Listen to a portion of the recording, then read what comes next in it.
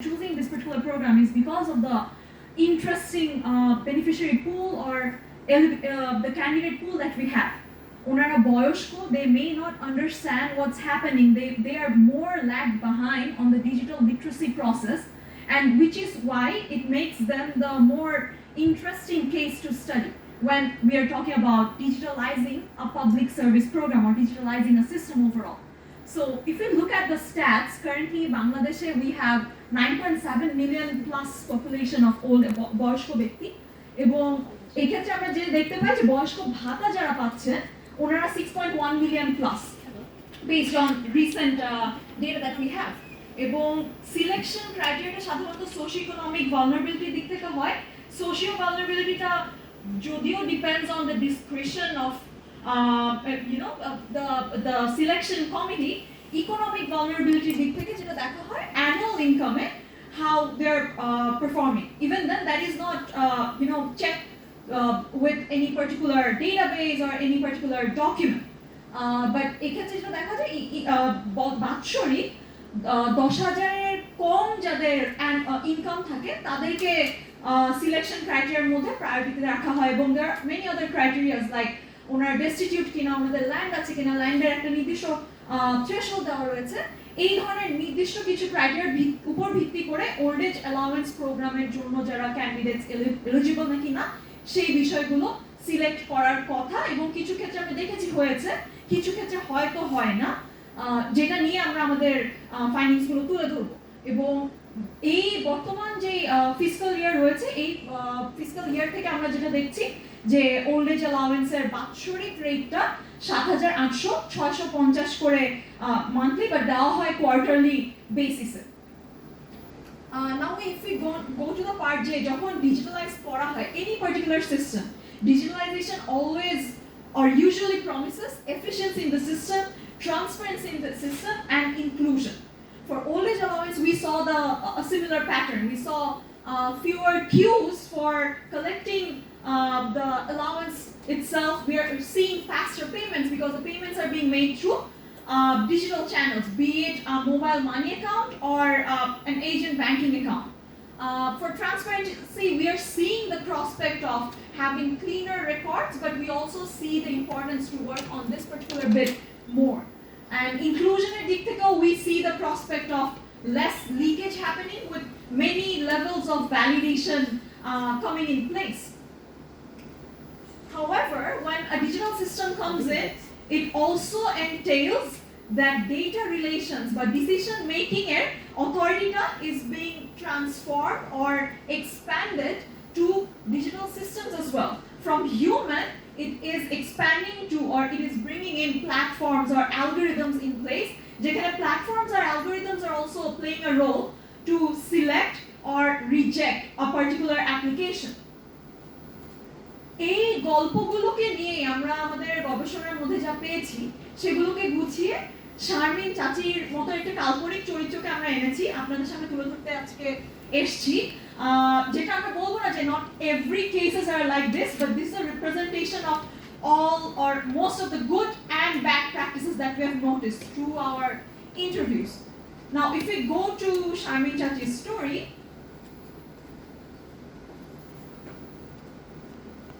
just give me a few minutes.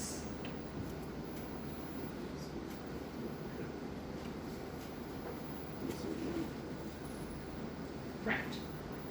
So as I mentioned, Sharmin Chachi একজন কাল্পনিক চরিত্র এবং উনি very recently 63 বছর ওনার হয়েছে এবং উনি ওল্ড এজ অ্যালাউন্সের জন্য মহিলাদের ক্ষেত্রে বয়সটা 62 প্লাস তো ওনার 63 বছর হওয়ার কারণে উনি এখন এলিজিবল তো উনি বাজারে ছিলেন বাজারে থাকার সময় উনি শুনলেন যে বয়স্ক ভাতা জন্য অ্যাপ্লিকেশনের প্রসেসটা শুরু হচ্ছে application process is getting started এবং the application timeline or duration will be open or the portal will be open only for 2 months. এটা একটু আমরা এখানে আপনাদের দৃষ্টিতে আনতে চাইবো যে অ্যাপ্লিকেশন পোর্টালটা ওপেন হচ্ছে only for 2 months এবং এই তথ্যগুলো উনি কিন্তু পাচ্ছেন সোশ্যাল রিলেশনস এর মাধ্যমে not through a digital system, not through an SMS or a website. উনি ওনার গ্রামের আশেপাশে যারা রয়েছেন তাদের থেকে বাজার থেকে জানতে পারছেন তো কিছু ক্ষেত্রে আমরা ডিজিটাল হয়েছি এই ইম্পর্টেন্সটা বোঝায় ডিজিটাল হওয়ার পর আমাদের কিন্তু সোশ্যাল রিলেশনসের উপর ডিপেন্ডেন্সি থেকে যায় এবং থাকা উচিত কিছু ক্ষেত্রে। Now coming to the part যে উনি এখন জানতে পারলেন, but the next thing that she gets to know is digital ভাতাটা পাওয়ার জন্য ওনার একটা ফোন লাগবে এবং ওনার একটা মোবাইল মানি অ্যাকাউন্ট লাগবে, যেটার কোনোটাই ওনার কাছে নেই। আনফরচুনেটলি আমরা যখন when we are talking about digitalization, we assume যে the system will or we assume three particular things: connectivity, literacy and infrastructure. আমাদের গবেষণার মাধ্যমে আমরা যেটা দেখতে পেয়েছি এই তিনটা ক্ষেত্রে কিছু ল্যাকিং রয়েছে। যেরকম বয়স্কদের কথা যখন বলছি বা when we're talking about elderly citizens, they may not always have access to personal phone of their own, or in particular a smartphone. It does not necessarily have to be a smartphone, but even then they don't have a phone of their own, and even if they do, they may not be using it for different other purposes. Amar nijer nanu, she uses it for watching YouTube, nothing else, and she does not know how to operate. She relies on us to operate that thing. And similar things or similar notes have been noted by other researchers. BIGT যেরকম একটা recent research-এ they've seen যে বয়স্ক ভাতা যারা পাচ্ছেন তাদের মধ্যে শুধুমাত্র 1% মানুষ নিজেরা ডিজিটাল সিস্টেম বা ডিজিটাল সার্ভিসে চালাতে পারে, বাকি 99% is having to rely on someone else.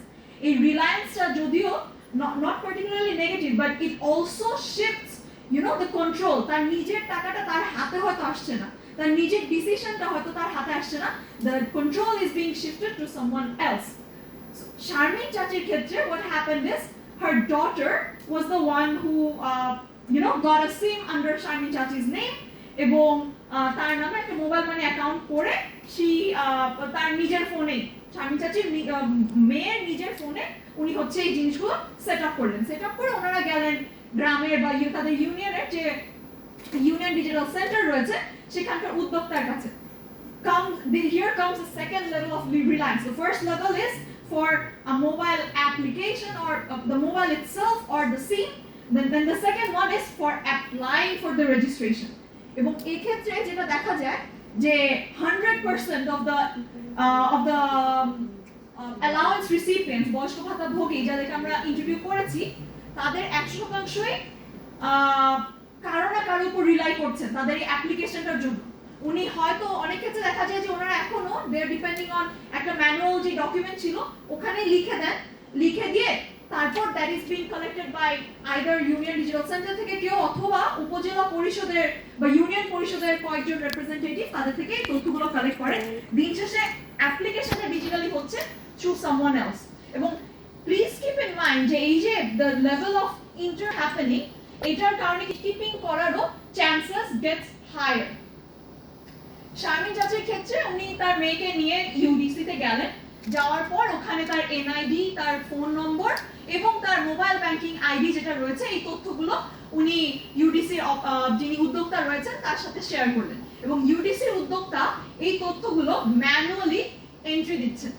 Please again keep in mind যখন আমরা একটা ম্যানুয়াল এন্ট্রি দেই ডেটা এন্ট্রি এরর হওয়ার সম্ভাবনা অনেক সময় থাকে এবং এই অ্যাপ্লিকেশনটা যখন একটা সিস্টেমে চলে যায় তখন কিন্তু এই ডেটাগুলো চেঞ্জ করবার সুযোগ কম থাকে এবং এই আনফরচুনেট মিস্টেকগুলোর কারণে সামান্য ডেটা এন্ট্রি এরর, এটা এরকম হতে পারে যে শারমিন চাচি তো কাগজে লিখেছিলেন 4 বাট উদ্যোক্তাটা লেখার সময় ইংলিশে 8 লিখছে, because this to live the same, right? তো এই ধরনের বিভিন্ন ধরনের প্রবলেম হতে পারে যেটা পরে গিয়ে অ্যালগরিদমটা ইনফ্লেক্সিবল হওয়ার কারণে চেঞ্জ করা হয়তো সম্ভব হয় না এবং যার কারণে আনফরচুনেট এক্সক্লুশন হয়ে যেতে পারে, যারা যোগ্যতা থাকার পরও হয়তো they are not getting the allowance even if they are eligible.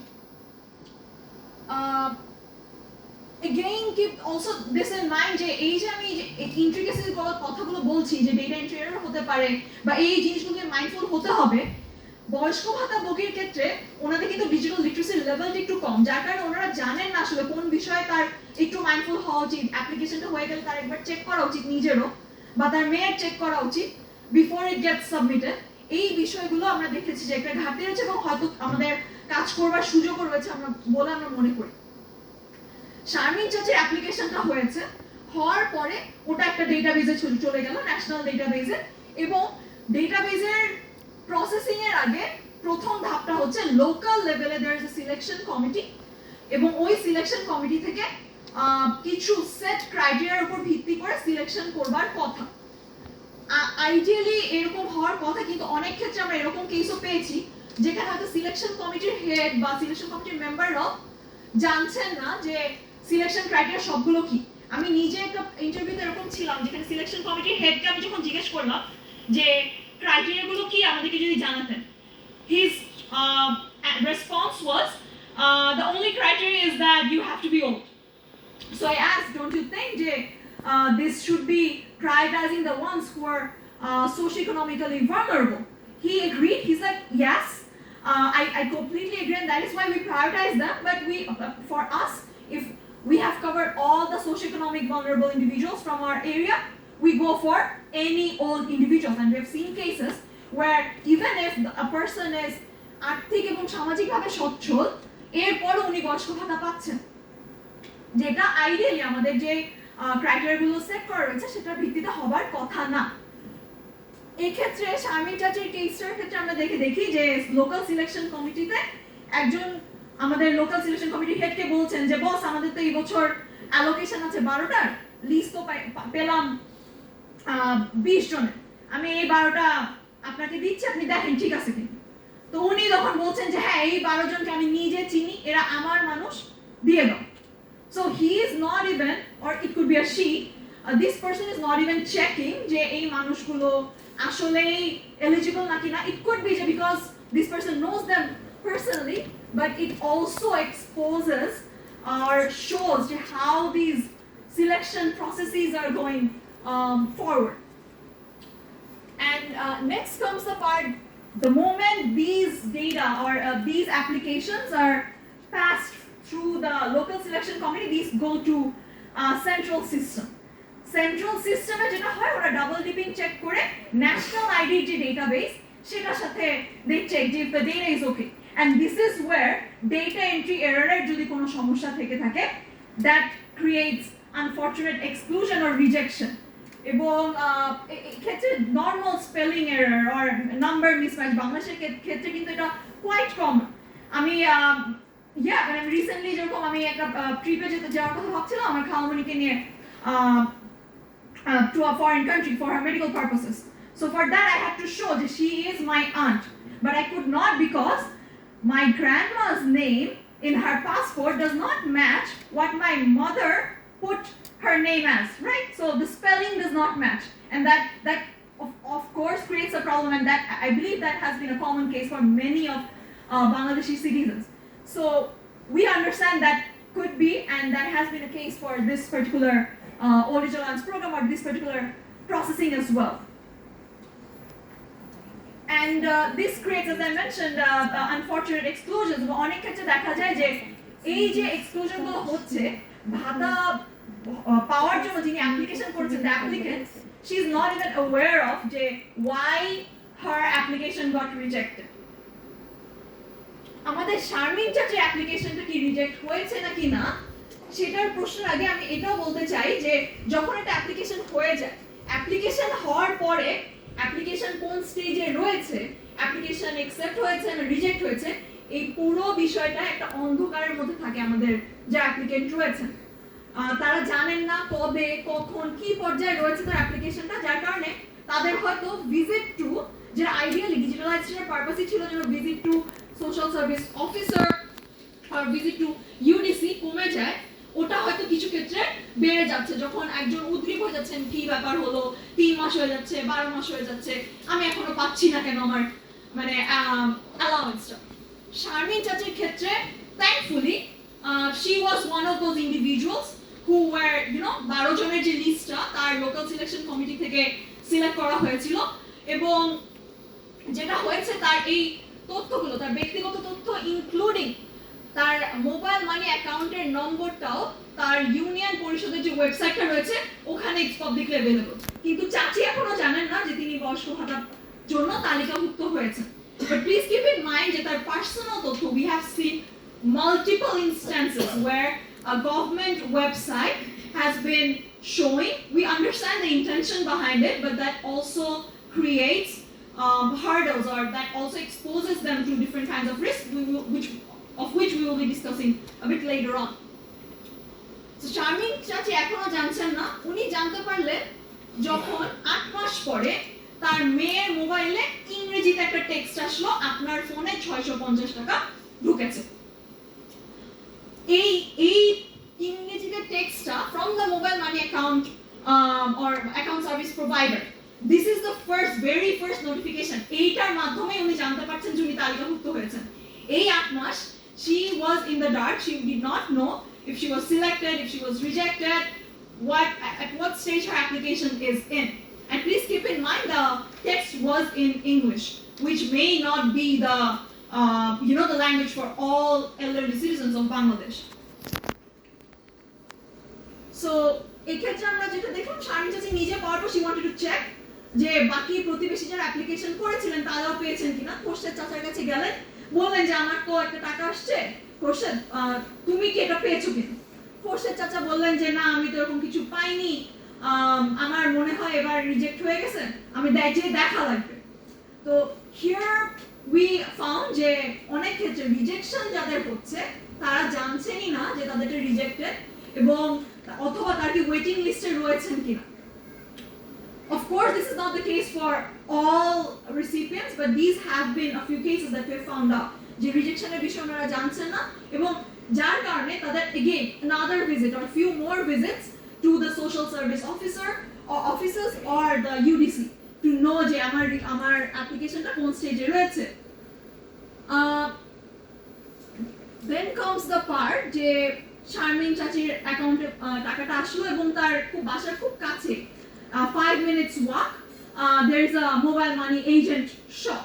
তো তার মেয়ে যাচ্ছে এই এজেন্ট শপে থেকে তখনই টাকাটা যেন উঠিয়ে নিতে পারেন। প্লিজ কিপ ইন মাইন্ড যে টাকাটা উনি উঠাচ্ছেন না, ওনার মেয়ে উঠাচ্ছেন। নট নেসেসারিলি সবসময় মেয়ে টাকাটা রেখে দেন। অনেক ক্ষেত্রে এরকম আমরা যখন ইন্টারভিউ করছি যে চাচি বা চাচা আপনার টাকাটা তো আপনার নাতির কাছে বা আপনার ছেলের কাছে, আপনার মেয়ের কাছে, আপনার এটা সমস্যা হয় না, আপনার তো নিজের টাকা।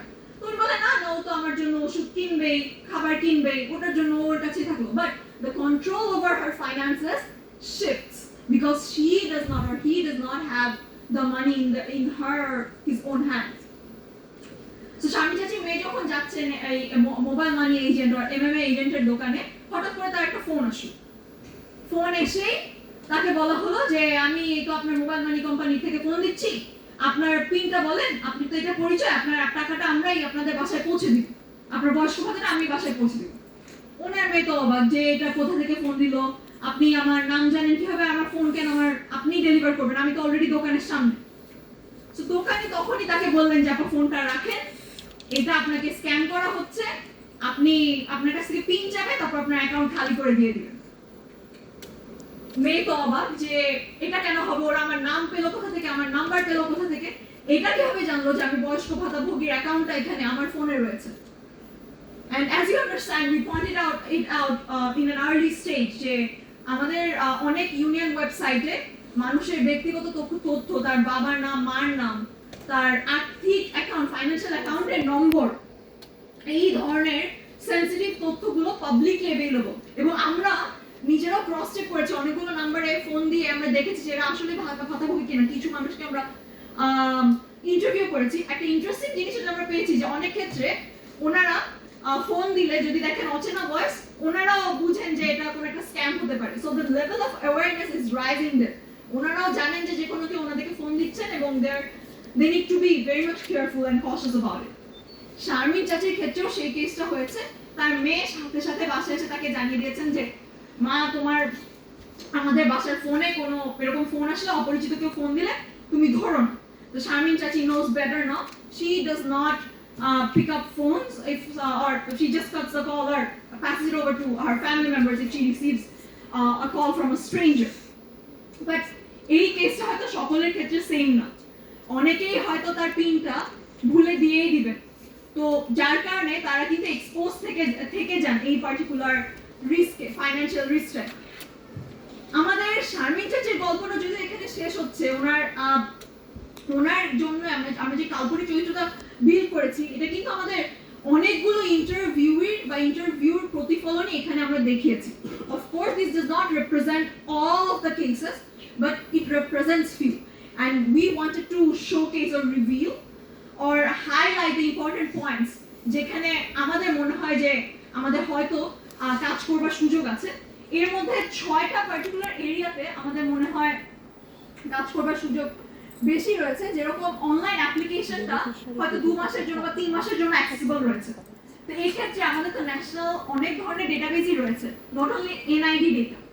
এগুলোকে যদি আমরা কোনোভাবে ব্যবহার করে প্রি আইডেন্টিফাই করতে পারি কোনো একটা পার্টিকুলার এরিয়াতে কয়জন ব্যক্তি ভাতাভোগী হওয়ার মতন রয়েছেন এবং তাদেরকে আমরা প্রায়োরিটির ভিত্তিতে র্যাঙ্ক করতে পারি, আচ্ছা ওনার অবস্থা বেশি দুস্থ, this person is more socioeconomically vulnerable, this person should be kept in a higher rank, this person is doing somewhat better, this person should be in the waiting list or ranked a bit, in a lower phase.